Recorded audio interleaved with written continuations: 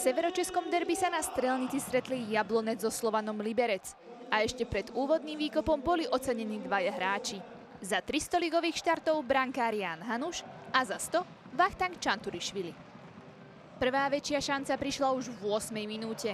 Na skvelú prihrávku za obranu si nabehol Jan Chramosta a vyslal sľubnú strelu na prednú tyč. No Tomáš Koubek odhalil jeho zámer a strelu zneškodnil. Len o pár minút na to sa slovenský útočník Lukáš Letenaj predral cez obrancov a pokúsil sa z blízkosti zakončiť, no nepochodil.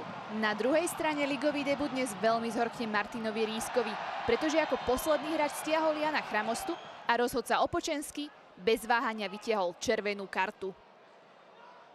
Aj napriek oslabeniu však mohli ísť hostia do vedenia. V 29. minúte si na dobrú prihrávku nabehol Patrik Dulaj, no jeho pokus len skončil u vzdialenejšej tyče. Luboš Kozel mal pri striedaní šťastnú ruku, pretože Filip Zorvan sa len po 2 minútach na ihrisku dostal k odrazenej lopte v pokutovom území a presnou hlavičkou otvoril skóre dnešného duelu. Pre Filipa Zorvana to tak bol druhý gól v sezóne od 13. prosince, kedy skóroval proti Slávii. Domáci sa pokúsili vyrovnať ešte pred odchodom do kabín. S centrom od Lamina Džava si potýkal Matej Polidar a pokúsil sa zakončiť hlavou, no nakoniec len orazítkoval brvno.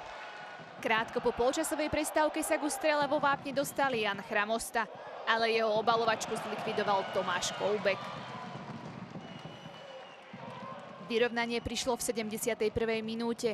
Adresátom centru od Milana Lexu mal byť Lukáš Mašek, no k balónu sa naťahoval brániaci Vachtank Čanturišvili. Ten ho nešťastne špičkou kopačky tečoval za chrbát bezmocného golmana. Domáci si však vedenie chceli vziať späť.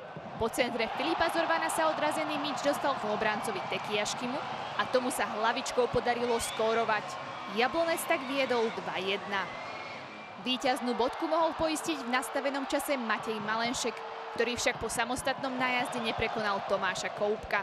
Jablonec tak odchádzal z podješteckého derby ako víťaz a naopak Slovan Liberec nebude na nadstavbovú časť spomínať v najlepšom, pretože sa mu nepodarilo bodovať ani v jednom z 5 zápasov.